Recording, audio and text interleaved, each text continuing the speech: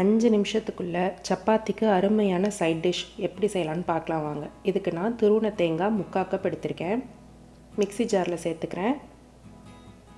பொட்டுக்கடலை 2 table spoon, பச்சை மிளகா 1. நான் எடுத்துருக்கிறது ரொம்ப காரமான பச்சை மிளகா.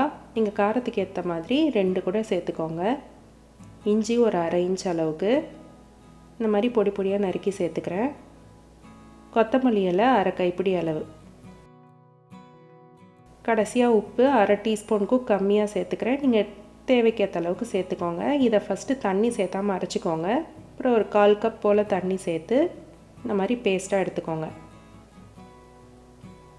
இது கூட கடைசியாக சின்ன வெங்காயம் ஒரு 10 இந்த மாதிரி 1 பாதியாக நறுக்கி சேர்த்துக்கிறேன். இதை நீங்கள் முழுசாக அரைச்சிடக்கூடாது. மிக்சியில் ஒரு சுற்று இல்லைன்னா 2 சுற்று தான். வெங்காயம் அங்கங்கே இருக்கணும். சாப்பிடும் போது வாய்க்கு வெங்காயம் வரணும். அதுதான் இந்த ரெசிபியோட டேஸ்ட்டே.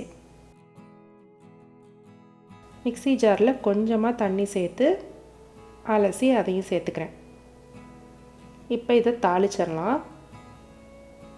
கடாயில் 2 டீஸ்பூன் எண்ணெய் விட்டு கடுகு 1/2 டீஸ்பூன். கடுகு நல்லா பொரிஞ்சதுக்கப்புறமா கடலைப்பருப்பு 1 டீஸ்பூன். பருப்பு நல்லா ரோஸ்ட் ஆகணும். பெருங்காயம் 1 பிஞ்ச், வரமிளகா 2, கடைசியாக கருவேப்பிலையில் 1 கொத்து. இதெல்லாம் நல்லா ரோஸ்ட் ஆனதுக்கப்புறமா சட்னியில் சேர்த்துக்கோங்க. அவ்வளோதாங்க. 5 நிமிஷம் கூட ஆகலை, டக்குன்னு வேலை முடிஞ்சிருச்சு.